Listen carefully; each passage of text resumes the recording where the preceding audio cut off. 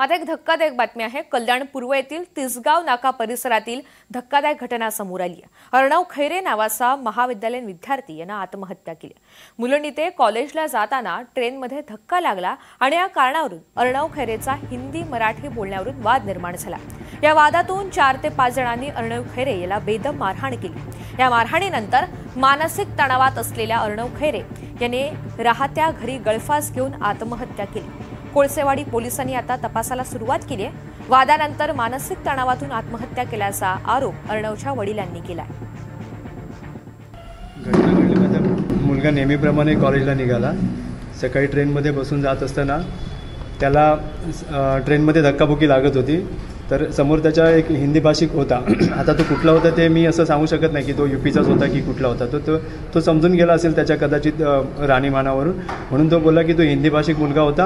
आणि त्याला मी सांगितलं माझ्यावर धक्का येतोय, म्हणून तो त्याला हिंदीतून त्यांनी सांगितलं की भाई थोडा आगे धक्का दो, मेरे ऊपर धक्का आ रहा है। तर त्याच्या बाकीचे प्रवासी होते त्यांनी डायरेक्ट त्याच्या कानाखाली मारला आणि पहिल्यांदा मारला आणि त्याला सांगितलं की तुला मराठी बोलता येत नाही का, मराठी बोलायची लाज वाटते काय। आणि त्याला अजून माझा मुलगा घाबरत मला हे सांगत होता की तुला मराठी बोलायला लाज वाटते का।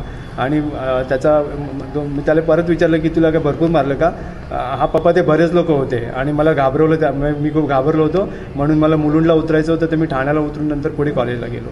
पोलिसांना, आपल्या कोळसेवाडी पोलिसांना आम्ही तक्रार केलेली आहे आणि आम्हाला त्यांच्यावर भरोसा आहे, ते त्यांचं इन्व्हेस्टिगेशन त्यांच्या पद्धतीने। या घटनेसंदर्भात पोलिसांनी काय माहिती दिली पाहूया।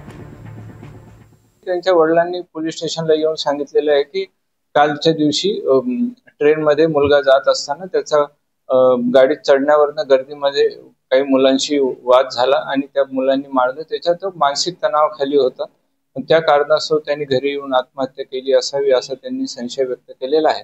त्या अनुषंगाने आम्ही एडीआरच्या दाखल केलेला आहे। आमच्या महिला पोलीस अधिकारी तोडकर तपास करीत आहे। वरिष्ठ पोलीस निरीक्षक श्री गुरव साहेब आहे, त्यांच्या मार्गदर्शनाखाली या गुन्ह्याचा तपास आमचा चालू आहे एडीआरचा।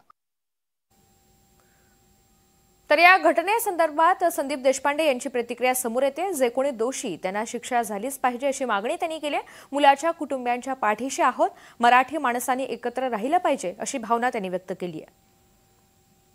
मराठी मुलाला न्याय मिळण्यासाठी महाराष्ट्र नवनिर्माण सेना त्या कुटुंबाच्या पाठी उभी आहे आणि त्याला न्याय मिळवून देऊ आणि जे कोण दोषी असतील त्यांच्यावर कारवाई झाली पाहिजे ही आमची याच्यामध्ये मागणी आहे। मुळात असं आहे की या सगळ्या प्रकरणाची चौकशी आम्ही करायला लावू आणि त्या मुलाला न्याय मिळवून देऊ, कारण कोणीही आत्महत्या करणं कुठल्याही कारणासाठी योग्य नाही।